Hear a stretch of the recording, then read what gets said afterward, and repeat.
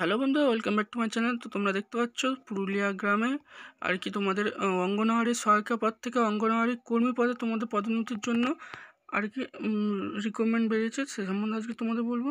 তো যা যা আমার চ্যানেল নতুন, চ্যানেলটা অবশ্যই সাবস্ক্রাইব করো। তো তোমাদের অঙ্গনওয়াড়ি সহায়িকা পদ থেকে অঙ্গনওয়াড়ি কর্মী পদে, ঠিক আছে, হেল্পার থেকে তোমাদের আর কি এটা কিন্তু কর্মী পদে নিয়োগ করা হবে, মানে ওয়ার্কার পদে নিয়োগ করা হবে, ঠিক আছে।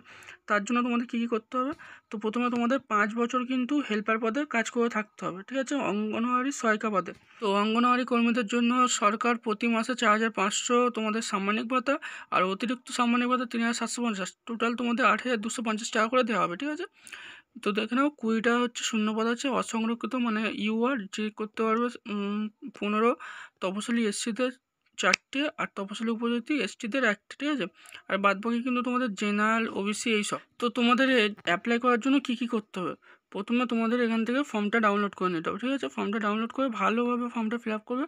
ফিল আপ করার পরে এর সাথে তোমরা এই যে এখানে যা বলেছে যে 3টি পাসপোর্ট ডকুমেন্ট ছবি, একটা হচ্ছে ফর্মের গায়ে তোমরা মারবে, আর দুটো একটা খামের ভিতরে ঢুকিয়ে দেবে, ঠিক আছে।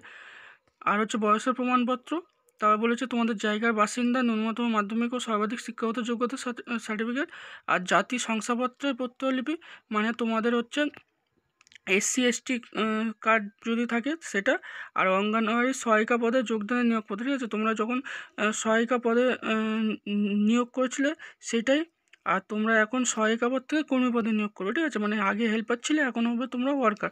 তো হেল্পার যারা ছিল তারা 5 বছর তোমরা কাজ করেছো, তোমরা যোগদান করেছিল যে পত্র, সেই পত্রটা তোমাদের এখানে সাবমিট করাতে হবে। এগুলো একটা একটা খামের ভিতরে তোমরা ঢোকাবে, ঢোকানোর পর খামটা মানে ভালো করে আঠা দিয়ে আটকে দেবে। দিয়ে খামের ওপরে কি লিখবে দেখো, অঙ্গনওয়াড়ি কর্মী পদে পদোন্নতি আবেদনপত্র, ঠিক আছে। বিজ্ঞপ্তির স্মারক সংখ্যা ও তারিখ, এই যে বিজ্ঞপ্তির স্মারক সংখ্যা আর তারিখ দেখে নাও, 28 ICDS NITU 12/2/2024, এইটা লিখবে।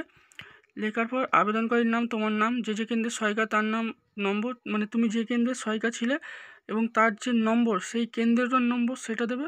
আর অঙ্গনওয়াড়ি কেন্দ্রে গ্রাম পঞ্চায়েতের নাম, ঠিক আছে।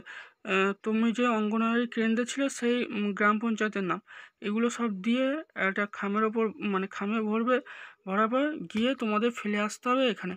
এই যে বলে দিয়েছে, নেতুরিয়া সুসংগত শিশু বিকাশ সেবা প্রকল্প, পোস্ট রামকানালি, গোবাক থানা, নেতুরিয়া, পিন 723-142, ঠিক আছে। এখানে গিয়ে তোমাদের আর কি ফেলে আসতে হবে 12/2/2024 তারিখ থেকে 7/3/2024 তারিখ পর্যন্ত, ঠিক আছে। ছুটির দিন শনি ও রবিবার বাদ দিয়ে বেলা 11টা থেকে 3টে অবধি। তো তোমাদের ছিল এই প্রসেস। এবার পরীক্ষার প্রসেসটা বলি। তোমাদের অঙ্কে থাকবে 10 নম্বর, পুষ্টি, জনস্বাস্থ্য, নারীর সামাজিক অবস্থানে থাকবে 10 নম্বর, আর তোমাদের ইংরাজি ভাষাতে থাকবে 10 নম্বর, আর সাধারণ জ্ঞানের প্রশ্ন মানে জিকেতে থাকবে 5 নম্বর। টোটাল তোমাদের 35। আর সব হচ্ছে এমসিকিউ টাইপ, ঠিক আছে। আর 15 মার্ক থাকবে তোমাদের ইন্টারভিউর ওপর, ঠিক আছে। ইন্টারভিউর ওপর তোমাদের 15 মার্ক থাকবে। তোমরা যদি পাস করতে পারো তো তোমরা চাকরিটা পেয়ে যাবে। তো আজকের ভিডিওটা এত অবধি, আবার দেখো নতুন কোনো ভিডিও নিয়ে। যদি তোমাদের কোনো অসুবিধা হয়ে থাকে অবশ্যই আমাকে কমেন্ট করে জানিও, বা আমার ফেসবুক আর ইনস্টাগ্রাম চ্যানেল লিঙ্ক দেওয়া আছে, তোমরা সেখানে গিয়ে আমাকে টেক্সট করতে পারো। তো চলে দেখা হচ্ছে নতুন কোনো ভিডিও নিয়ে।